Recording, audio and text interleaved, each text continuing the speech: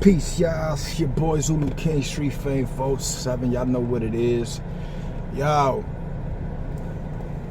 I want to talk to y'all about some things that go on in life, man. Like, in life, you could be up one day and you could be down. Never take it for granted when you're up. You know what I'm saying? If you're a religious person, you know, a lot of people, they thank God when they pray to God and they ask God and they talk to God and they have a relationship with God when things are bad.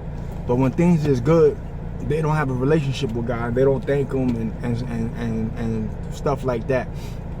You know what I'm saying? Don't wait till you're in trouble and you're in jail and you're facing fucking 30 years and shit like that. You know what I'm saying? Excuse my language. I gotta stop trying to curse on here because I'm trying to get monetized. But don't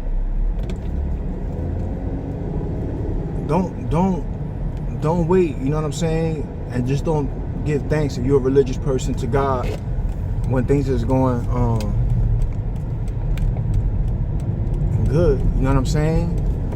You gotta be the same energy when things is bad too, and vice versa. But reason I say that is because I seen somebody. This is like a story. You know what I'm saying? Story starts out in the county jail. I was in the county jail. At this point in my life, I was very extremely active in the streets. Like, y'all think I'm just a YouTubing, but I was very active in the streets, and I was very on some different type of time. Let's just say that. So I'm in the county jail, and I'm doing a bit. While I'm in there, anybody that does time, you know, usually the Spanish stay with the Spanish, the black stay with the black, the white stay with, just how it is everywhere. It's just how it is. You know what I'm saying? But most Spanish people, no matter where you at, are gonna look out for each other, and they're gonna take care of each other, and they're gonna protect each other.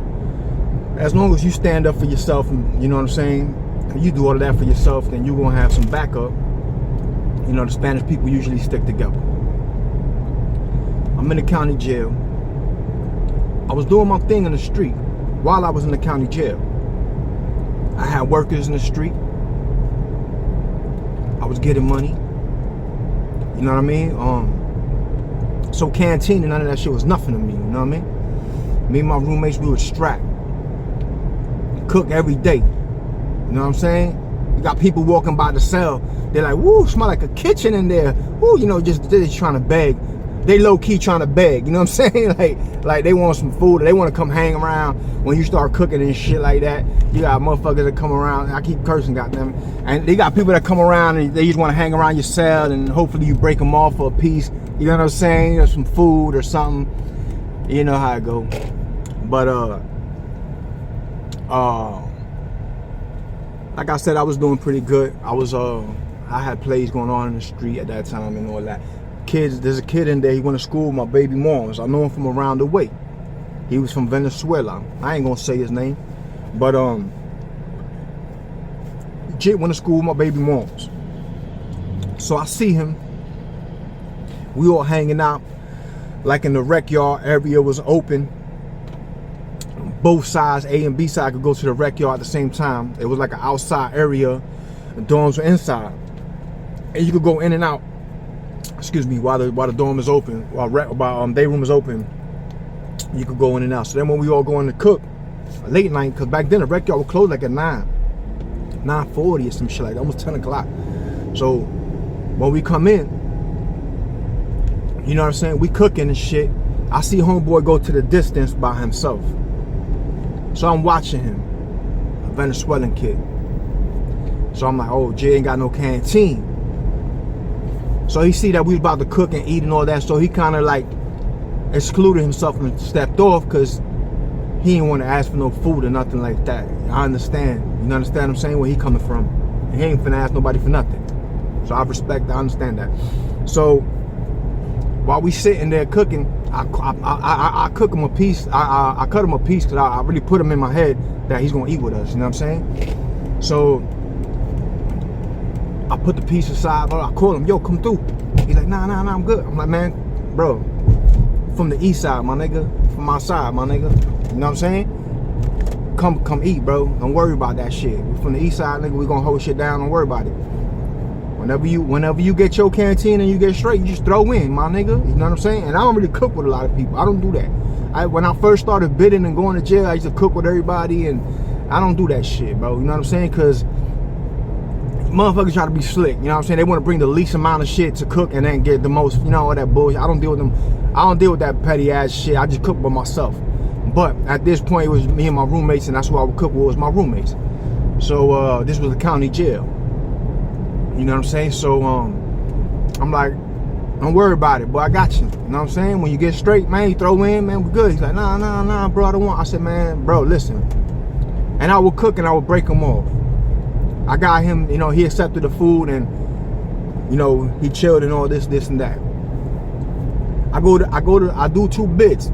I do 2 bullets, 2 bids, you know what I'm saying, in the county. I get out and go back and do another, end up doing like 9-10 months or some shit like that, back to back. He had got out. He wouldn't have did 2 years in prison, and he had got out. I had went back for that year, so I didn't see him.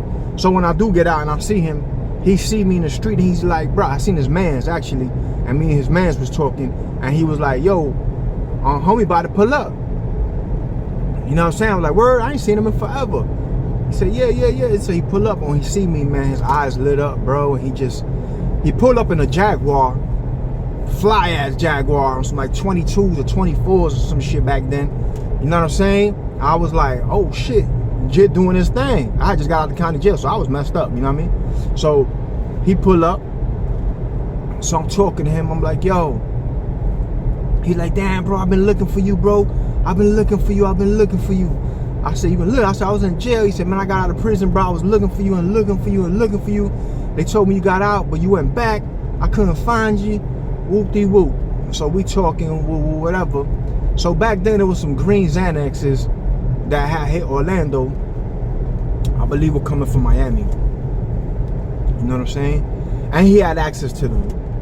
And he had access to them at a big, humongous ass level. Like, you know what I'm saying? Like, he was doing his thing. He's like, bro, I just bought this Jag. I got a Lexus ES400. I bought a house over here. My cousin caught a charge. I just paid the lawyer 10 racks. So he was doing his thing. So he's telling me, yo, I came up. When I was in prison, I met a plug, and they put me on when I got out. So I'm like, damn, man, that's good, bro, this and that. So he comes out, and he's like, hold up, come in. So he goes to the car, and he gave me like 300 Xanax bars, bro, in the bottles. He's like, here. I said, what you want for these? He said, I don't want nothing. That's for you. You could keep them. He said, I'll give you them for like, I believe it was like 25 cents a bar back then. He was giving it to me for like 25 cents a bar. So I was like, what? The green ones. So I was like, what? But he gave me those for free. But he was like, yo, any more that you want, I'll give them to you for like 25 cents a piece, bro. You know what I'm saying? I was selling 1,000 of them shits like at 80%. I mean, at 80 cents a piece back then. It was like $800. You know what I'm saying? This is way back in the days, man. We're talking 20-something years ago, bro. So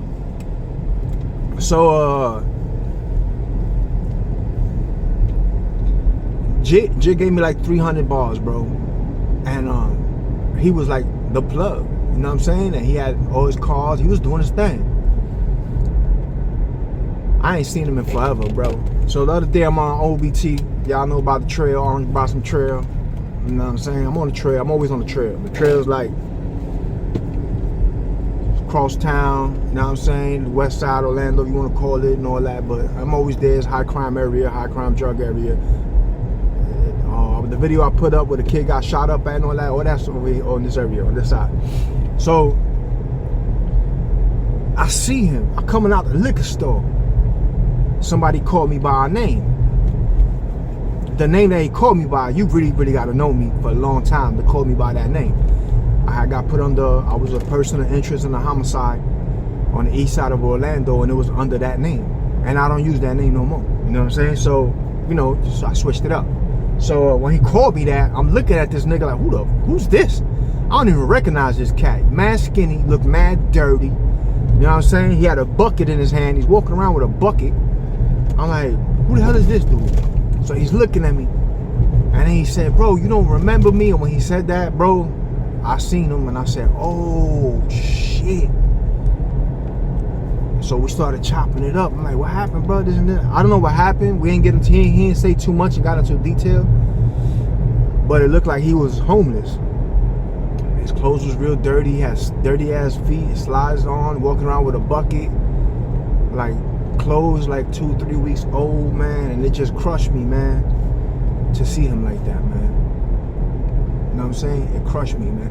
I seen a video, I did a video the other day and I said about sometimes the jug, the addict, whatever y'all call it, where you at, the fiend, whatever you call it, they're realer than the gangsters sometimes. You know what I'm saying? And how some of them turn into fiends, but it was real gangsters back in the days. So it just messed me up when I seen it, because I was like, damn, man, Homeboy had all those cars, had a house. He was the plug. He put everybody on. He looked out for his whole squad, though I ain't gonna lie, but he was looking out for his whole squad. And a lot of them cats are still on because of him. You feel me? They're still doing their thing and doing their, whatever, because of him. And then you see him in the street, like homeless. I don't know if you call it a drug habit. I don't know what, but in life, man, sometimes you up and sometimes you down. The most important thing to remember is to get back up. Is to get back up. Never let life beat you down to the point that you can't get back up. That you die inside and that you accept what position that you in.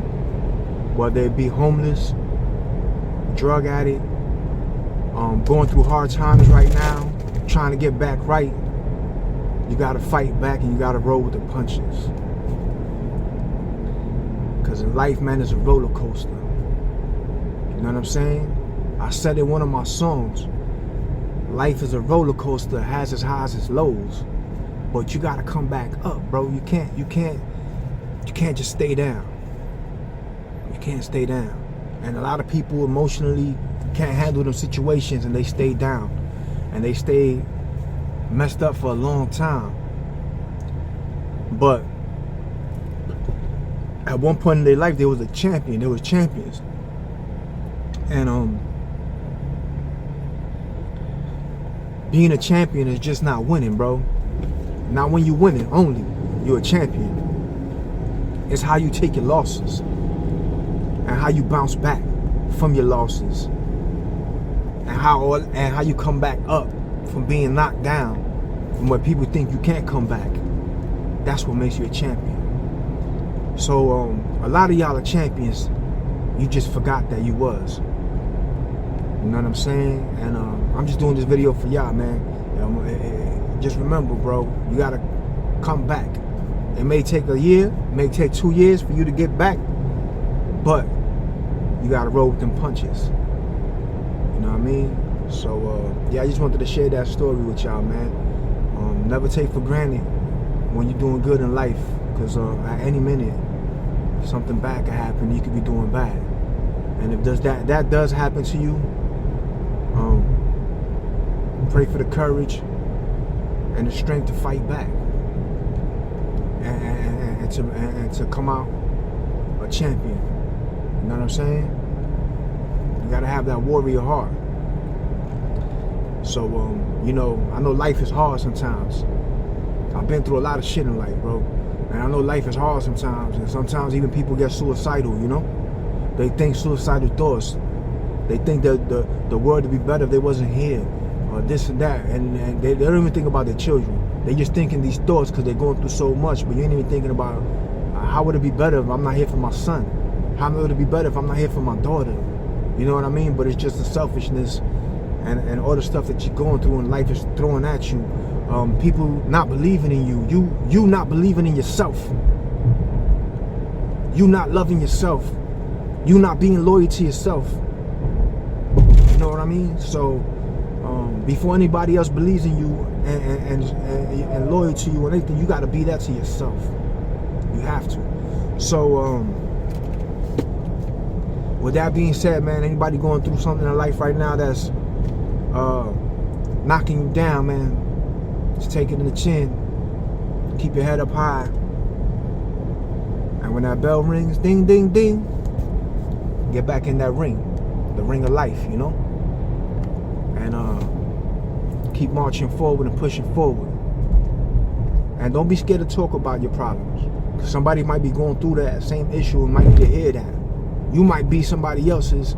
You might think you're going through it so bad, but just somebody else hearing your story, they going through it worse. And you could be some kind of encouragement for them without even knowing it. You know what I'm saying? So yeah, man, keep your hands up, man, and keep that jab coming. You know what I'm saying? Because life is always going to come at you, man. Life is always going to throw something at you. And you got to be prepared emotionally, physically, and spiritually for that. You know what I'm saying? To overcome the obstacles. It's your boy Zulu King Street Fame. Y'all know what it is, man. We all gas, no brakes. If you ain't going to be good, at least be safe. You heard? Salute.